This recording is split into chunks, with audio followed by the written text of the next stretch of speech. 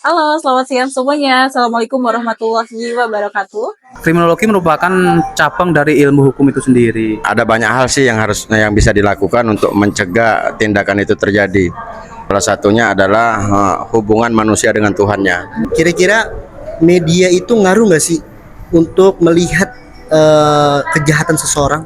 Pencemaran nama baik melalui sosial media atau yang lain, itu kurangnya pengetahuan seseorang. Welcome to podcast Lo Perlu Tahu. Jangan lupa subscribe guys.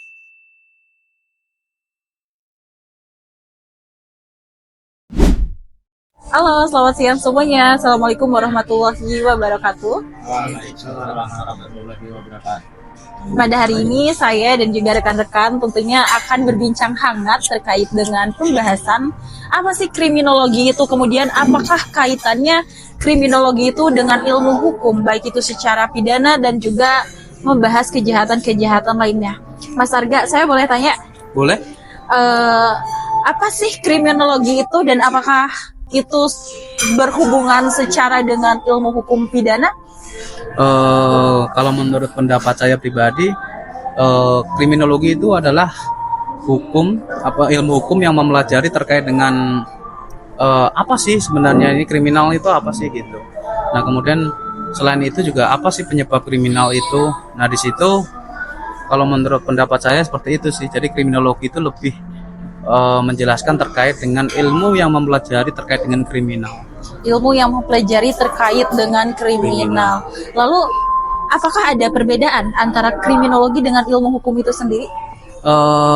Kriminologi merupakan cabang dari ilmu hukum itu sendiri. Karena kan di kriminologi sendiri di sini kan ada beberapa cabang ya, banyak ya, bukan hanya kriminologi, ada sosiologi hukum, terus kemudian juga ada perbandingan hukum seperti itu. Cuma kalau untuk kriminologi sendiri di sini mempelajari terkait dengan apa sih kriminal itu, terus kemudian apa sih penyebab kriminal itu, dampaknya seperti apa. Nah kemudian cara penanggulangan itu sendiri seperti apa. Mungkin seperti itu sih kalau menurut pendapat saya pribadi. Izin Mas Harga, tadi ada perbincangan mengenai cabang ini sosiologi hukum. Nah kemudian bagaimana Mas Harga kalau pendekatan sosiologis itu digunakan dalam studi kriminologi?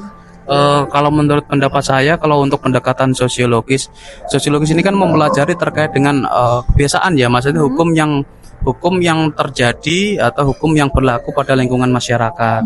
Jadi sebelum ada hukum yang tercatat secara resmi yang dengan lahirnya undang-undang kan kita kenal ada namanya hukum adat. Nah, hukum adat sendiri pun kalau di sini kita lihat itu merupakan hukum yang lahir dari kebiasaan yang ada di masyarakat itu. Nah, sosiologi hukum sendiri di sini mempelajari terkait dengan hubungan masing-masing hukum antara perilaku antar masyarakat lah, intinya kayak gitu. Mungkin kayak gitu sih. Kalau seandainya ada yang mau menambahkan kan mungkin rekan-rekan sekalian kan. Oke. Kriminologi itu berarti berhubungan dengan kejahatan ya, kejahatan. Nah, apakah pengaruh dari lingkungan sosial itu juga bisa berpengaruh terhadap resiko seseorang melakukan kejahatan? Pasti lingkungan itu sangat berpengaruh besar ya bagi seseorang untuk melakukan suatu kejahatan. Kita contohlah kayak gini, Kampung Ambon. Kalau kita kenal kan di Jakarta Barat ini ada namanya Kampung Ambon. Ya mungkin kan kita tahu bersama di lingkungan itu ya mungkin kalau secara lingkungan biasa di wilayah DKI Jakarta, cuma kita ketahui bersama kan di situ untuk peredaran narkotik ini kan besar ya kan. Nah itu kenapa? Karena itu faktor lingkungan gitu. Jadi di situ faktor lingkungan itu mempengaruhi secara penting, mempengaruhi secara besar timbulnya suatu kejahatan. Tapi kalau seandainya lingkungannya itu baik, contohnya lingkungan yang maksudnya di situ keagamaannya itu bagus ya kan, masyarakatnya di situ saling kalau bahasa kita itu jangan cuek, ya kan? Jangan cuek, sharing gitu ya. Care kayak gitu. Jadi mungkin kalau kayak gitu, justru kejahatan itu muncul karena kenapa sih? Kejahatan itu muncul kalau menurut pandangan saya itu karena ada kesempatan. Karena ada kesempatan, terus kemudian ada peluang. Kalau seandainya dua hal itu nggak ada, ya kemungkinan kejahatan tipis itu untuk terjadi. Tapi ya, Faktor kejahatan terjadi. ya kayak gitu. Mungkin kayak gitu sih. Oke, siap. Makasih Pak Raga. Nah, saya mau bertanya nih Pak Febriandi. Kalau menurut Bapak, bagaimana kriminologi itu sendiri dapat membantu dalam pencegahan maupun menangani kejahatan-kejahatan itu, Pak? Baik, terima kasih untuk Mbak Repa. Ada banyak hal sih yang bisa dilakukan untuk mencegah tindakan itu terjadi. Salah satunya adalah hubungan manusia dengan Tuhannya. Itu udah dapat meminimalisir lah ya. Jadi kenapa saya sampaikan hal demikian? Karena mengingat manusia itu tumpuannya itu iman, ya kan? Iman, mereka sadar bahwa apa yang akan berpotensi yang bakal mereka lakukan itu berdampak besar itu loh, baik bagi diri sendiri ataupun bagi keluarga di rumah. Ya, jadi intinya pertebal iman. Ya, itu salah satu tindak pencegahan yang dapat dilakukan oleh seseorang yang insya Allah ketika hal itu bisa dijalankan dengan sebaik-baiknya, potensi kriminal itu akan hilang dengan sendirinya. Ya, mungkin itulah salah satu tindakan pencegahan yang dapat saya sampaikan. Mungkin ada tambahan dari teman-teman yang lain. Baik. Menurut saya, menurut pendapat saya sendiri, saya menambahkan untuk mengurangi tindak kejahatan kriminal, kita rapikan terlebih dahulu lingkungannya dulu.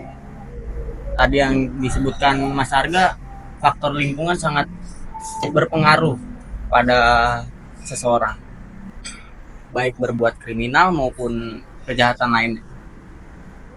Kalau dari lingkungannya sudah baik, mungkin orang-orangnya juga pasti berlakunya lebih baik.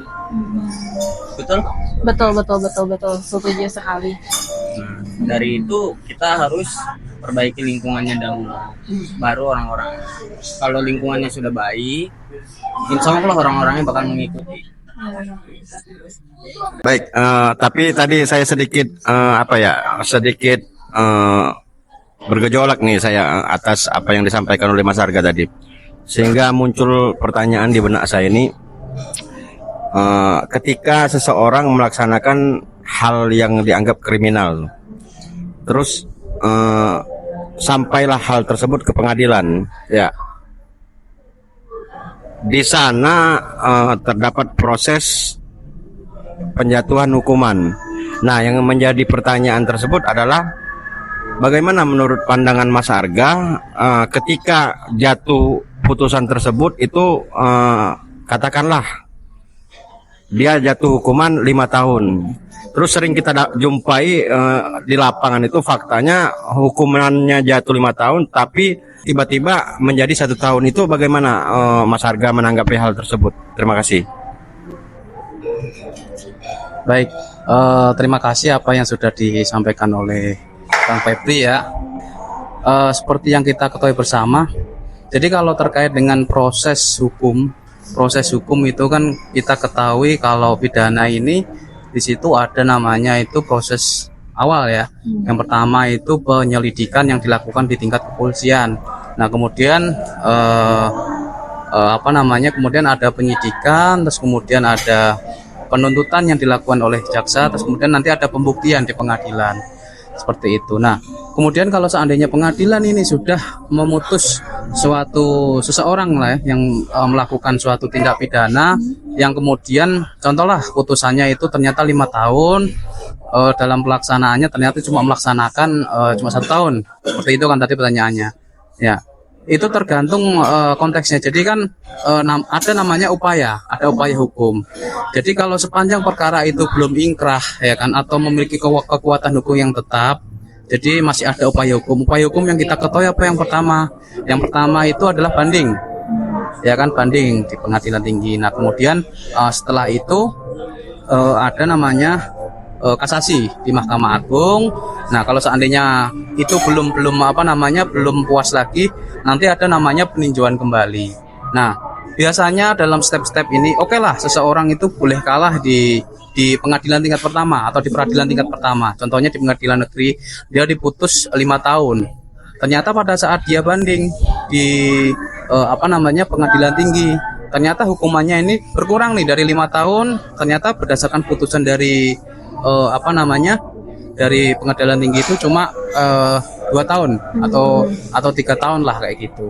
Nah, dengan adanya putusan itu sendiri, ada orang yang masih belum puas dengan adanya itu. Dia masih melakukan upaya hukum lagi, atau dia juga bisa menerima terkait dengan itu. Nah, setelah dia kalau seandainya dia sudah menerima, kan di sini berarti posisinya perkaranya sudah ingkrah atau sudah memiliki kekuatan hukum yang tetap, ya kan? Nah, nanti kembali lagi nih di sistem peradilan di negeri kita nih di Indonesia. Di situ kan kalau seandainya seseorang melakukan suatu tindak pidana, katakanlah tadi dia ternyata banding 3 tahun melaksanakan hukuman, ya kan, di penjara nih, di lapas. Nah, di lapas sendiri kan ada yang namanya remisi. Nah, ada namanya remisi. Nah, remisi ini sendiri kan maksudnya berlaku untuk semua warga binaan tanpa terkecuali. Jadi kan remisi sendiri di sini bisa diberikan itu dalam rangka Hari Besar Nasional atau pada saat orang itu atau dia memiliki berkelakuan yang baik. Intinya kayak gitu. Nah, itu yang akhirnya yang harusnya dia menjalankan 3 tahun, ternyata dia 1 tahun udah bebas karena faktor-faktor itu tadi, Bang. Menurut pandang saya kayak gitu sih. Gini. Baik, terima kasih kepada teman-teman semuanya. Ini kan sudah jelas ya mengenai tentang pertanyaan Pak Andi dan jawaban dari Pak Sarga. Baik, saya untuk menanyakan dengan Mbak Reva. Karena Mbak Reva kan aktif di sosial media ya, gitu ya. Menurut saya mau bertanya, kira-kira media itu ngaruh nggak sih untuk melihat kejahatan seseorang? Baik, gitu aja. Tentu ya, pasti karena sekarang kan kita semakin dengan era globalisasi, kemajuan teknologi yang semakin berkembang, tentunya kejahatan-kejahatan itu tidak hanya kita secara langsung, tetapi dari cyber, dari secara sosial media, dunia maya itu jelas pasti akan menimbulkan juga kejahatan-kejahatan. Betul. Pasti ada potensi-potensinya gitu kan, karakteristik dari seseorang itu bisa saja kita lihat dari bagaimana cara dia menggunakan sosial media tersebut. Terlebih sekarang semakin kemajuan teknologi semakin berkembang, maka kejahatan-kejahatan juga semakin berkembang, semakin banyak, semakin mengkhawatirkan. Artinya kita harus menjaga sosial media kita ya, agar untuk menjauhi segala bentuk. Iya, betul. Kembali lagi kepada diri kita masing-masing. Menurut Mas Arga gimana pandangan? Ya, teman-teman dulu. Menurut pandangan saya itu sendiri, seseorang untuk melakukan kejahatan melalui sosial media kayak pencemaran nama baik atau gimana, terkadang orang-orang itu tidak mengetahui apakah itu semua diatur dalam hukum itu sendiri atau gimana. Terkadang pandangan orang itu tidak mengetahui hukum itu, jadinya orang itu melakukan pencemaran nama baik melalui sosial media atau yang lain. Itu kurangnya pengetahuan seseorang menurut saya. Berarti caranya untuk apa ya? Mensosialisasikan atau peran aktif. Itu seperti apa kira-kira baiknya, Mas Arga? Justru ada 2 kalau menurut pandanganku ya. Ketika kita update sesuatu kayak gitu, satu, kita bisa memancing suatu kejahatan. Contohnya kita bikin SW lagi ngitung duit. Ya kan? Secara nggak langsung kan nanti orang yang melihat SW itu kan berpikir, wah ini duitnya banyak nih. Terus di situ kan kita ngetek lokasi. Nah itu nanti justru bisa menimbulkan suatu kejahatan. Ya, makanya tadi yang saya sampaikan itu, kejahatan timbul karena ada kesempatan gitu. Kalau ada kayak gitu nanti orang bisa melihat, wah ini duitnya banyak nih. Wah nanti malam gua rampok aja nih orang. Dia dirinya sendiri yang membuka. Ya, itu yang pertama itu. Intinya itu sih. Kemudian kalau untuk apakah itu bisa menggambarkan seseorang itu dapat melakukan pidana sih, tergantung pribadinya sih, ya kan. Betul. Kembali kepada diri masing-masing. Ya, kayak gitu. Mungkin itu sih. Baik, terima kasih kesempatannya bincang-bincang sedikit. Ya, sama-sama. Ya, sambil ngopi-ngopi di sini gitu ya. Terima kasih Mas Arga, Mas Wildan, juga Pak Febriadi dan juga Mas Daharudin. Sekian dari kami. Wassalamualaikum warahmatullahi wabarakatuh. Cuma